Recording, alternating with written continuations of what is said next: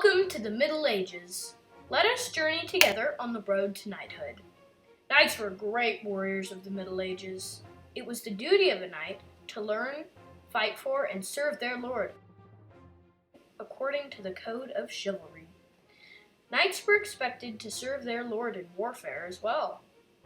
Gaining knighthood was a long and difficult task. Many steps and many years of training and education were required.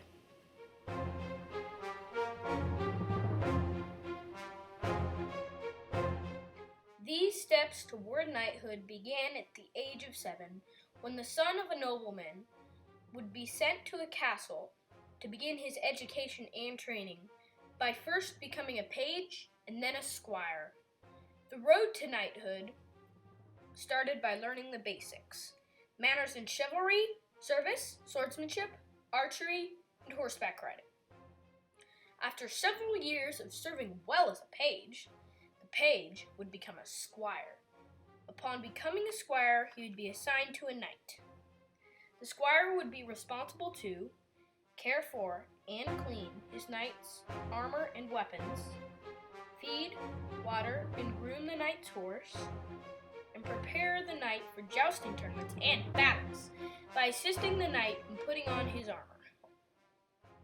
And in turn, the knight would teach the squire advanced swordsmanship, jousting, and archery. At the age of 21, the squire would be tested in the skills of a knight. Upon successfully passing the tests, the squire would be knighted in a religious ceremony held at the church. This ceremony was sacred.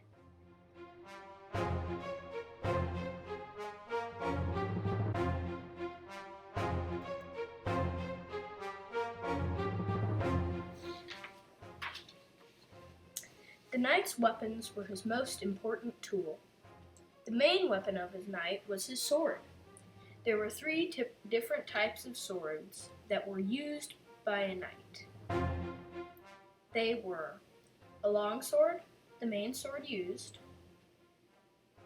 a two-handed sword used to deliver great harm to the enemy,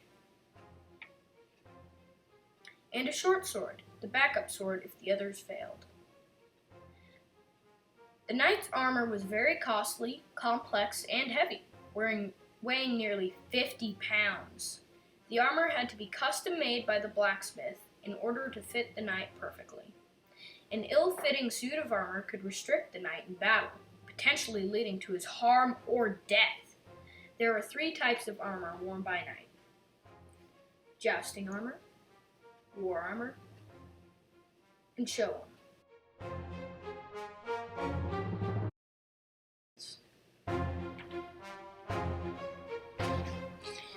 The horse played an extremely important role in the life of a knight. A knight would own several horses which were built and trained for different duties: a jousting horse, a war horse, a traveling horse, and a palfrey for carrying luggage. The war horse was protected by rigid pieces of armor made of leather and steel. A fully armored war horse would be protected on the head, neck, body, and chest. The rear of the horse would be covered with a padded cloth.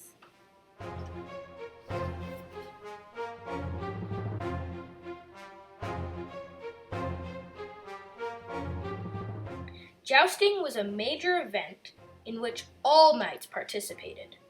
Jousting tournaments were considered great events and were considered training grounds for knights as well. It also served as entertainment for the local people. The rules of jousting were simple.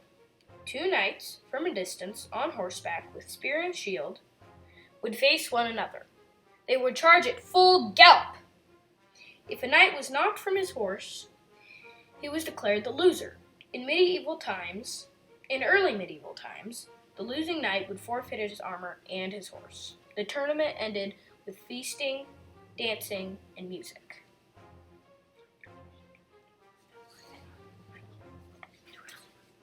Chivalry was very important to a knight. The Code of Chivalry stated that a knight should be brave and fearless in battle, as well as showing themselves to be devout, loyal, courteous, and generous. The Code of Chivalry was a moral system that went far beyond the rules of combat, and the everyday life of a knight revolved around the Code of Chivalry. The qualities expected of a knight toward women were bravery, courtesy, honor, and gallantry. Medieval knights were very interesting, and the medieval times were one of the most exciting periods in the history of England and Europe.